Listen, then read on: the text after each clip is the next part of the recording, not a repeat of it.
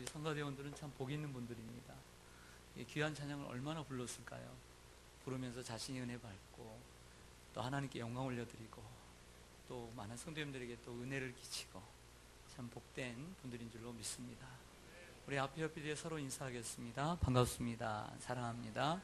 축복합니다. 반갑습니다. 사랑합니다. 축복합니다. 하루는 차를 타고 가다가 라디오를 듣는데 일반 노래를 듣게 되었습니다. 이 노래를 들으면서 제가 느꼈던 생각은 세상에 이런 노래도 참 다 있구나, 이런 생각을 했었어요. 노래는 이렇게 시작합니다. 밤바바 밤바바 밤바바 밤밤바바 이렇게 시작하는데 가사는 이래요. 보시면 세상에는 이런 사람 저런 사람, 세상에는 잘난 사람 못난 사람 많고 많은 사람들이 있지만 그 중에 내가 최고지. 겸손은 힘들어. 겸손은 힘들어. 겸손은 힘들어. 겸손은 힘들어. 나보다 잘난 사람 또 있을까? 나보다 더 멋진 사람 또 있을까? 겸손 하나 모자란 것 빼고는 내가 당대 제일이지. 겸손은 힘들어. 겸손은 힘들어. 겸손은 힘들어. 돌아가신 울 아버지, 울 어머니 날더러 겸손하라 하셨지만 지금까지 안 되는 건 딱 한 가지. 그건 겸손이라네. 겸손은 힘들어. 겸손은 힘들어. 정말로 힘들어. 이 노래는 1991년 조영남 씨가 처음으로 만들어서 불렀던 노래인데 길하고 게리가 함께 노래를 부르는 리쌍이라고 하는 팀이 다시 리메이크를 해서 많이 불렸습니다. 그리고 요즘 젊은이들도 마치 이 곡이 리쌍의 곡인 것처럼 알고 부르는 친구들이 많이 있죠. 저는 이 노래의 가사를 들으면서 조영남 씨가 참 용기 있는 분이라는 생각을 했어요. 자신의 솔직한 고백이 아닌가 생각해요. 겸손은 힘들다는 것, 그것을 모든 사람들 앞에 내보일 수 있다는 것은 대단한 용기라고 생각을 해요. 조영남 씨를 보면 학벌을 줬죠. 우리나라 최고의 대학을 나왔죠. 노래 잘하죠. 인기 많죠. 돈도 많죠. 단 한 가지, 얼굴이 좀 부족해서 그렇지. 교만하기 딱 좋은 케이스입니다. 사람은 이처럼 남보다 잘난 것이 있으면 교만하게 돼 있어요. 이게 사람의 본성이에요. 저는 오늘 설교자나 성도님들이나 기피 대상 제1호인 가룟 유다에 대해서 말씀을 전하고자 합니다. 예수님을 은 30냥에 팔아버린 배신자 가룟 유다를 생각하거나 또 말하거나 입에 담고 싶은 목회자나 성도들은 그리 많지 않습니다. 하지만 예수님의 12제자 가운데 정말 제자다운 제자, 겉으로 보기에, 사람들의 눈으로, 외모로 보기에 최고의 제자는 가룟 유다였습니다. 말 그대로 가룟 유다는 남쪽 유다 사람이었습니다. 그리고 나머지 11명의 제자는 북쪽 갈릴리 출신이었습니다. 이 가룟 유다는 아주 영웅적인 조상을 두고 있었던, 많은 사람들이 존경하는 가문의 자녀였습니다. 오래전 아주 먼 조상 가운데, 100여 년 조상 가운데 유다 마카비라고 하는 조상이 그에게 있었습니다. 이 마카비는 로마의 식민지 치하에 있을 때에 독립군을 만들어서 독립전쟁을 일으켜서 그 유대 땅을 독립시킨 주인공이었습니다. 주전 167년에 유다 마카비가 유대의 혁명을 일으켜서 로마를 내보내고 독립을 몇십 년 동안 이루었습니다. 이걸 가리켜서 마카비 혁명이라 이렇게 얘기합니다. 그의 아버지 유다, 이 가롯 시몬이라고 하는 사람 또한 반체제 투사로 명성을 떨쳤습니다. 가롯 유다는 가롯이라고 하는 동네에서 태어났습니다. 이 가롯은 독립운동을 하는 심장부 역할을 했던 도시입니다. 가롯은 오늘날로 말하면 독립운동의 심장부에서 태어났고, 그리고 많은 사람들이 제일 존경하는 집안 사람이었습니다. 그러나 나머지 11명의 제자들은 모두 갈릴리 출신이었습니다. 학벌도 없죠. 어부 출신들이죠. 또 천한 사람들이었습니다. 그래서 요한복음 2장에 보면 나다나엘이라고 하는 사람이 친구 빌립이 전도를 하자 이런 얘기를 하잖아요. 나사렛에서 무슨 선한 것이 날 수 있느냐. 갈릴리 나사렛, 사람들의 생각 속에는 정말 천한 곳이 나사렛이었다라고 하는 것이죠. 갈릴리였습니다. 그러므로 다른 사람들도 그랬을 것이고 유다 자신도 생각하기를 예수님의 제자 가운데 제자다운 제자는 자기밖에 없다라고 교만을 한 마음을 가질 수 있었습니다. 가룟 유다가 예수님의 제자로 입문하게 된 계기 또한 이 예수라고 하는 사람이 일어나서 로마의 식민지 하에서 해방을 시켜주고 그리고 나라의 왕으로 등극하기를 바랬습니다. 왜냐하면 이 가룟 유다의 심장에, 그리고 가룟 유다의 그 피에는 이러한 조상들의 피, 독립하고자 하는 피가 흐르고 있었습니다. 나라를 사랑하는. 그래서 근데 시간이 가면서 예수님의 가르침을 들어보니 자기의 생각과는 거리가 멀었던 것을 이제 깨닫게 됩니다. 1년이 지나 2년이 지나 3년이 되는데 정말 조금 한 번만 더 예수님의 생각이 어떠한가 한번 물어보고 싶었지만 이제 확연하게 드러나게 되었습니다. 예수님은 로마의 군대를 내쫓고 그리고 그 나라의 왕으로 등극하는 것이 아니라 자신이 십자가에 죽을 것을 예고하셨기 때문입니다. 그것이 확실해지자 가룟 유다는 예수님을 떠나기로 마음을 먹고 배반하고 팔기로 마음을 먹었던 것입니다. 결국 가룟 유다는 예수님을 배반하고 은 30냥을 받고 팔게 되었습니다. 가룟 유다가 예수님을 배반했던 이유와 동기는 먼저는 이처럼 정치적인 야망 때문이었습니다. 따라가겠습니다. 정치적인 야망. 정치적인 야망을 가지고 예수님을 따랐는데 시간이 가면서 예수님에게는 그러한 야망이 없다는 것을 알게 되었던 거죠. 정치적인 해방, 경제적인 부흥이 아니라 영적인 회복을 예수님은 꿈꿨다는 것을 알게 되었던 것입니다. 이제 예수님께서 십자가에 돌아가실 것이 확실해지자 좌절감 때문에 예수님을 배반했던 것입니다. 정치적인 야망 때문에. 그러나 이 정치적인 야망은 예수님을 배반한 근본적인 이유가 아니라는 것입니다. 다음으로 예수님을 배반한 동기와 이유는 물질에 대한 유혹 때문이었습니다. 물질에 대한 탐욕으로 예수님을 팔았습니다. 지난주에 제가 이런 말씀 드렸습니다. 명절을 앞두고 우리는 나사로의 동생 마리아처럼 예수님께 향유를 부었던 그 여인처럼 우리도 예수의 향기를 알리는 가정이 되어야 된다. 또 여러분들 그를 위해서도 기도하고 또 수고하다가 오늘 이 시간 나온 줄로 믿습니다. 그 수고의 씨앗들이 귀한 열매들을 맺게 될 줄로 믿습니다. 낙심하지 마십시오. 근데 그 당시에 마가복음 속에는 그 사건을 두고 이렇게 얘기합니다. 어떤 사람들이 그것을 300데나리온에 팔아 가난한 사람들에게 나누어주면 좋겠다라고 얘기하고 있지만 요한복음 속에서는 그 어떤 사람을 가리켜서 정확하게 가룟 유다라고 지칭하고 있다는 거죠. 가룟 유다가 그 얘기를 했다는 거예요. 가룟 유다의 마음속에는 돈에 대한 탐욕, 물질에 대한 탐욕이 욕심이 가득했다라고 하는 것입니다. 은 30냥 별거 되지 않습니다.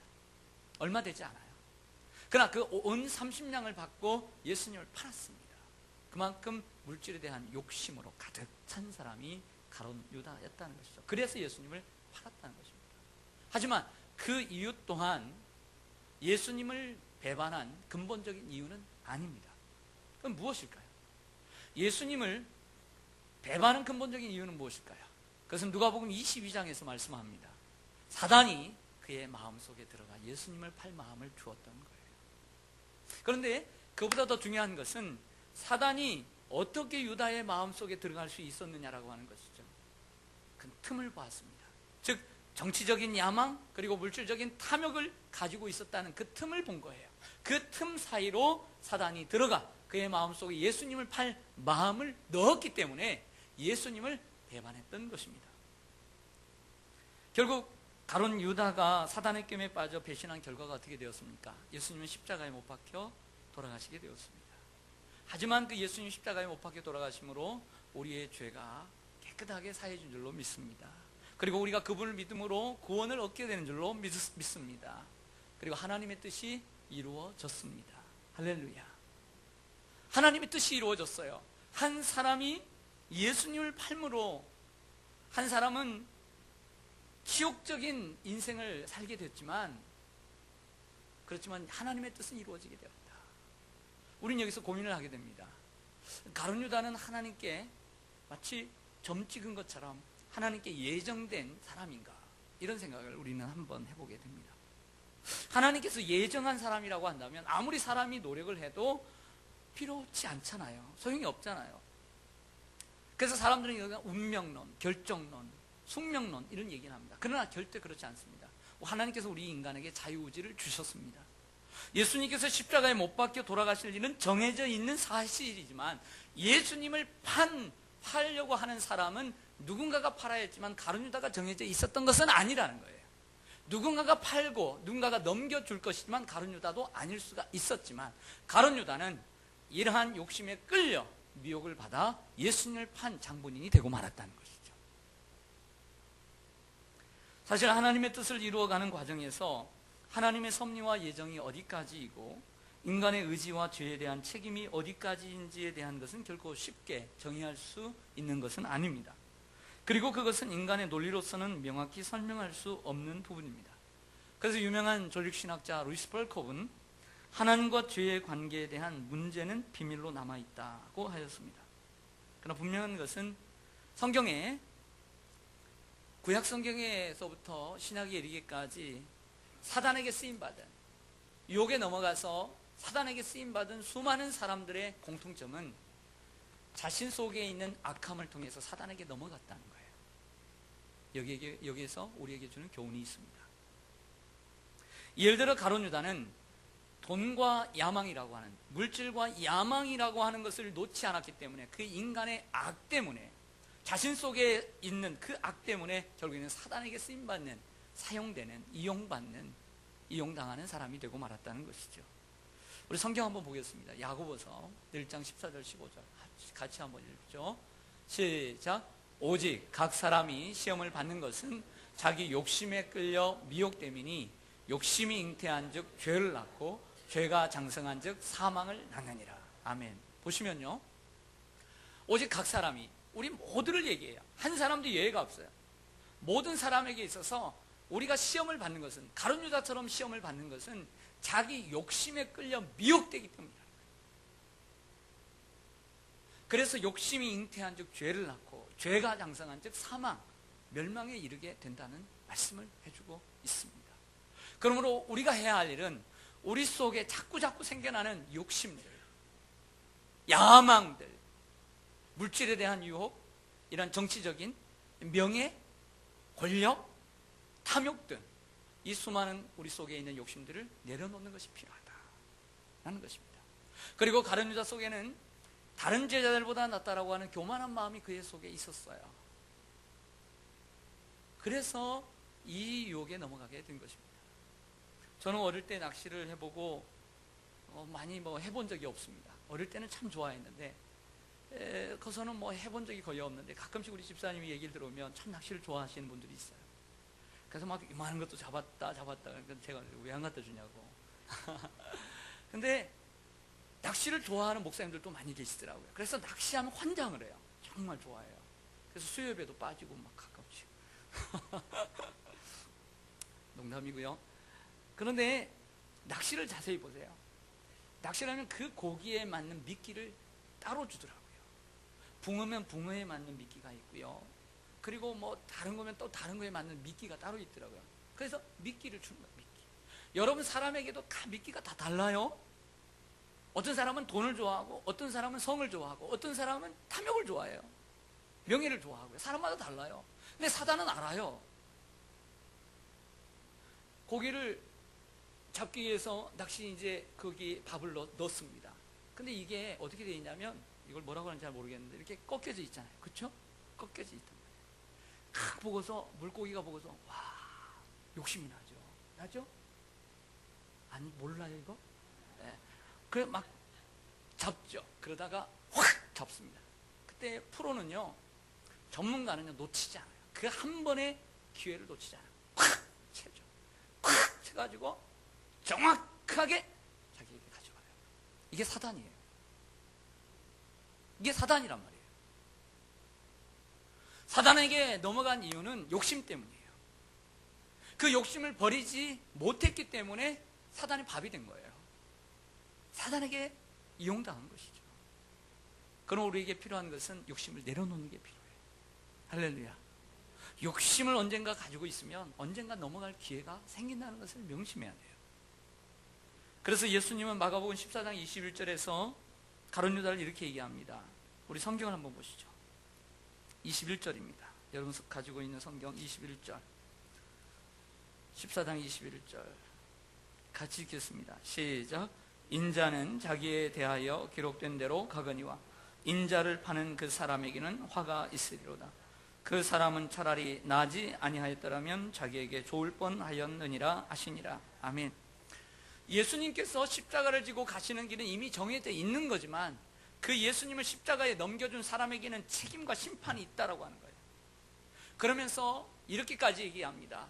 그 가룟 유다는 나지 아니했더라면 더 좋았을 것을. 우리가 가끔씩 그런 얘기하죠. 그 사람 말이야, 그거 갖지 않았으면 더 좋았을걸. 그 사람 말이야, 그 자리에 오르지 않았던 게 더 좋았을걸. 이런 얘기를 합니다. 근데 이것보다 더 나쁜 얘기는 그 사람 나지 않았으면 더 좋았을걸. 이런 말 아니겠어요? 가룟 유다처럼 불행한 사람이 어디 있어요? 사랑하는 여러분, 왜 우리는 겸손해야 합니까? 가룟 유다를 통해서 우리는 배울 수 있습니다. 사단의 도구로 쓰임받지 않기 위해서 우리는 겸손해야 합니다. 사단의 유혹에 넘어가지 않기 위해 우리는 욕심을 내려놓아야 합니다. 물질에 대한 욕심, 명예에 대한 욕심들을 내려놓아야 합니다. 계속 그 욕심을 가지고 있으면 언젠가는 사단에게 이용당한다는 것을 기억해야 합니다. 그러므로 물질과 야망에 대한 욕심을 버려야 하고 남들보다 내가 잘났다라고 하는 교만도 버려야 합니다. 그래야 불행한 사람이 되지 않아요. 그래야 나지 않았으면 더 나았겠다라고 하는 말 듣지 않고 살아가는 거예요. 할렐루야. 그러므로 끝까지 겸손해서 주님 앞에 쓰임받는 저와 여러분 되시기를 간절히 소망합니다. 또 한 가지, 저는 오늘 여러분에게 또 한 분을 소개하고자 합니다. 그 사람은 동일한 예수님의 제자입니다. 그는 베드로입니다. 이 베드로는 최후의 만찬 석상에서 가룟 유다와 동일하게 예언을 들었던 사람입니다. 내가 나를 오늘 밤 닭 2번 울기 전에 나를 3번 부인하리라. 그 예수님의 예언대로 닭이 2번 울기 전에 3번을 부인했던 사람입니다. 우리 성경 29절, 30절, 31절 보시죠. 제가 29절 먼저 읽겠습니다. 베드로가 여짜오되 다 버릴지라도 나는 그리하지 않겠나이다.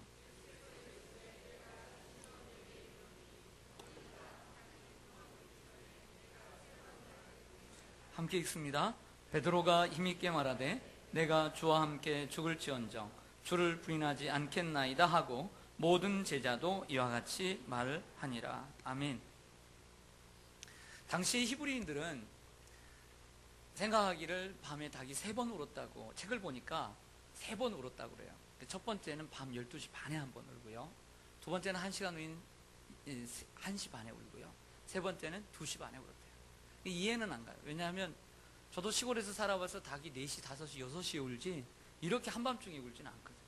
뭐 어쩔 수 없이 제가 뭐 이 말을 따라야 되죠.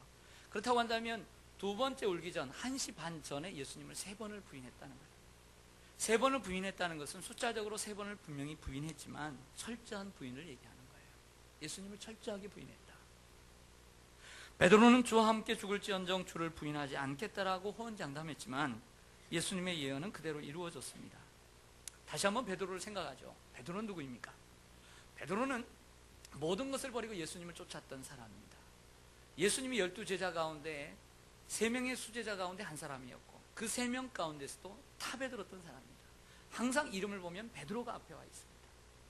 그의 성격 따라서 때로는 책망도 듣고 실수도 많이 하지만 책망을 듣고 실수가 많은 만큼 그는 잘한 점도 많았습니다. 탁월한 점도 많았던 사람. 예수님이 항상 가시는 곳에는 끝까지 따라다녔던 사람이 베드로입니다. 지금 이 시간도 모든 제자들은 다 떠나갔지만 베드로만 남아있던 거예요. 그러나 예수님을 부인하고 말았던 것이죠. 베드로에게 부족한 것, 조영남 씨가 불렀던 그 노래의 가사처럼 그에게 딱 한 가지 부족한 게 있었어요. 그것은 겸손이었어요. 반대로 말하면 교만이 그의 마음속에 자리 잡고 있었습니다. 마태복음 26장 보시죠. 33절에 우리 같이 읽겠습니다. 시작. 베드로가 대답하여 이르되 모두 주를 버릴지라도 나는 결코 버리지 않겠나이다. 아멘. 모두 버릴지라도 나는 버리지 않겠나이다. 이런 말을 누가 제일 싫어했냐면 예수님이 싫어하셨어요. 다른 사람과 나는 다르다라고 생각하는 이런 사람들을 예수님이 제일 싫어했어요. 그러면 이 말을 누가 제일 좋아했어요? 바리새인들이 제일 좋아했어요. 분리주의자들. 바리새인들은 다른 사람들은 예수를 그렇게 믿지만, 하나님을 믿지만 나는 그렇게 믿지 않는다. 나는 그렇다. 항상 나가 앞에 섰어요. 다른 사람들은 다 버릴지라도, 저 제자들은 다 버릴지라도 나는 주님을 부인하지 않을 것입니다. 이렇게 얘기했어요. 그의 마음속에 교만이 들어가 있던 거예요. 베드로의 각오와 대답이 결코 거짓이라고 생각진 않아요. 진실이라고 생각해요. 하지만 그의 마음속에는 자신의 가치나 능력을 믿고 당당히 여기는 자부심을 넘어 다른 제자들보다 자신이 낫다는 교만한 마음이 들어있었습니다. 그래서 베드로가 예수님을 배반한 것은 다름 아닌 교만 때문이었어요. 그래서 성경 잠언서 18장 16장 18절은 이렇게 얘기합니다. 같이 읽죠. 시작. 교만은 패망의 선봉이요 거만한 마음은 넘어짐의 앞잡이니라. 아멘. 앞에 교만과 거만한 마음은 동일한 단어를 풀어 쓴 것뿐이에요. 둘 다 교만이에요. 교만은 패망의 선봉이라는 거예요. 곧 망할 것이라는 거예요. 거만한 마음은 넘어짐의 앞잡이니라. 베드로가 이래서 넘어진 거예요. 이러한 베드로를 통해 우리는 교훈을 얻을 수 있습니다. 첫째, 우리는 실패의 가능성 안에서 살아가는 존재라는 것입니다. 우리는 실패의 가능성을 가지고 사는 존재다. 베드로의 각오와 고백이 진심이었을지라도 자신이 연약한 존재라는 것을 깨닫지 못했어요. 자신은 그렇게 할 줄만 알았어요. 예수님은 끝까지 목숨이라도 내걸고 예수님을 지킬 줄 알았어요. 그게 교만이었어요. 자신이 연약함을 몰랐어요. 사람이라고 하는 존재는 강한 것처럼 보이지만 약합니다. 지혜 있는 것처럼 보이지만 미련하고요. 완벽해 보이지만 허점이 많은 게, 약점이 많은 게 인간입니다. 그래서 성경은 선줄로 생각하면 넘어질까 조심하라. 우리는 언제나 넘어질 수밖에 없는 연약한 존재라는 것을 기억하기를 소망합니다. 그리고 둘째로 우리는 하나님의 은혜로 살아가는 존재임을 기억해야 합니다. 베드로가 한 가지 놓치고 있는 것은 뭐였냐면 교만을 가지고 있었기, 겸손하지 못하기. 겸손은 뭐냐? 겸손은 어떻게 생길 수 있느냐? 자기의 잘남, 자기의 우쭐됨, 자기의 자리, 권력, 그 자리 하나님의 은혜로 받았다는 것을 몰랐다는 거예요. 예수님의 제자가 될 수 있었던 것, 탑 제자가 될 수 있었던 것은 다름 아닌 자기의 노력과 수고가 아니라, 타고난 재능이 아니라 하나님의 은혜임을 기억하지 못했다라고 하는 것이죠. 사랑하는 여러분, 우리도 하나님의 은혜로 덧입어야 될 줄로 믿습니다. 날마다 하나님의 은혜로 덧입어요. 그렇게 해서 인생을 성공적으로 살았던 사람이 있어요. 그 사람은 바울이에요. 바울은 부활장인 고린도전서 15장 10절에서 이렇게 말씀해요. 같이 보시죠. 시작. 그러나 내가 나된 것은 하나님의 은혜로 된 것이니 내게 주신 그의 은혜가 헛되지 아니하여 내가 모든 사도보다 더 많이 수고하였으나 내가 한 것이 아니요 오직 나와 함께 하신 하나님의 은혜로다. 아멘. 바울을 보면요, 가룟 유다 저리 가라요. 가룟 유다가 좋은 집안에서 태어난 것밖에 없지만 바울은 좋은 가정, 형편, 가정 배경을 가지고 있었을 뿐만 아니라 그는 좋은 학벌을 가지고 있었어요. 뛰어난 재능들을 수많이 가지고 있었던 사람이 바울이에요. 그래서 예수님을 핍박했던 거예요. 그러나 다메섹 도상에서 예수님을 만나고 난 다음에 그의 인생이 180도 확 바뀌었어요. 어떻게 해요? 하나님의 은혜로 살았어요. 자기의 잘남을 자랑하지 않았어요.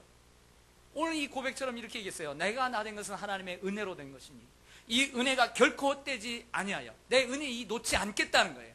내가 다른 12사도들보다 더 수고하였으나 이것 또한 내가 한 것이 아니오 오직 하나님의 은혜로다. 이 은혜로 전신갑주를 입고 살아가니까 평생에 한 번도 넘어지지 않고 실수는 있을 수 있었지만 실패 없이 성공적으로 살았던 것입니다. 할렐루야. 우리 또한 인생을 성공적으로 살기 위해서는 우리의 교만한 마음을 내려놓고 바울처럼 하나님의 은혜로 덧입혀야 될 줄로 믿습니다. 요즘 인기리에 방영되고 있는 꽃보다 할배라는 프로그램에서 신구 씨라는 분이 탤런트가 나와서 이런 말을 카메라 앞에서 하는 말을 들었습니다. 내가 자랐을 때는 실패를 두려워했습니다. 그렇잖아요. 우리 옛날 분들은 실패를 두려워했어요. 한 번 실패하면 큰일 난다. 그래서 직장도 한 직장을 다녀야 된다고 생각했던 거죠. 그래서 실패하지 않기 위해 안전한 길로만 달려왔습니다. 그런데 지금 생각해보면 실패를 해봐야 더 나은 삶을 살 수 있다는 것을 깨닫습니다. 많은 젊은이들이요 실패를 경험하십시오. 실패가 여러분들의 재산이 될 수 있습니다. 이런 얘기를 했어요. 우리에게는 실패의 경험이 필요합니다. 내가 생각하고 내가 계획한 대로 일이 잘 되면 좋지만 안 되는 일이 있어야 돼요. 그래야 자신의 무능함과 무력함을 깨닫게 되는 것이죠. 거기에서 하나님을 붙잡게 되는 것입니다.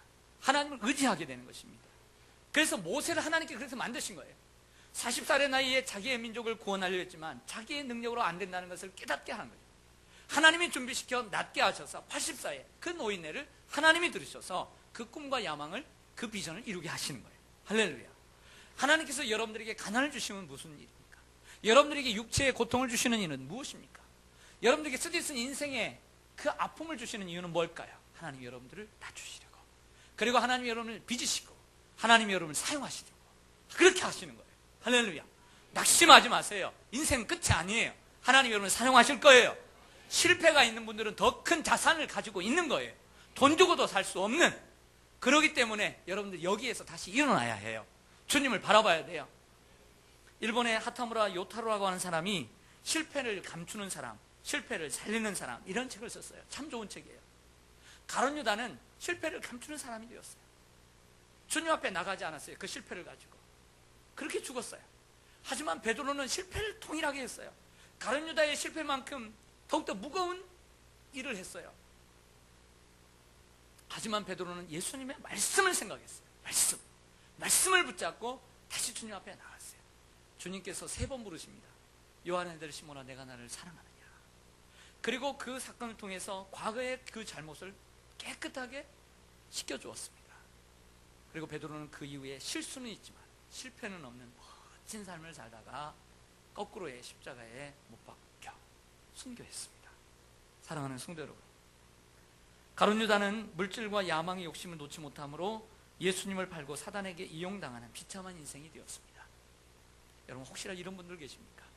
욕심을 좀 내려놓으십시오. 베드로는 교만함으로 예수님을 배반하는 치명적 실수를 범했지만 자신의 치명적 실패를 반면교사 삼아 주님께 끝까지 쓰임받는 멋진 인생이 되었습니다. 욕심이 잉태한 즉 죄를 낳고 죄가 장성한 즉 사망을 낳습니다. 교만은 패망의 선봉이요 넘어짐에 거만한 마음은 넘어짐의 앞잡이니라. 할렐루야. 교만하면 사단에게 이용당하고 교만하면 넘어지기 쉽다는 말을 마음속에 새기기를 소망합니다. 말씀을 마치겠습니다. 3가지 말씀드릴게요. 첫째, 자기를 부인해야 해요. 날마다 자기를 부인해야 돼요. 자기를 부인해야 돼요. 그리고 철저하게 하나님의 은혜에 감사해야 돼요. 하나님의 은혜에 감사해야 돼요. 하나님의 은혜에 감사해야 돼요. 셋째, 더욱 주님을 의지해야 돼요. 기도하겠습니다.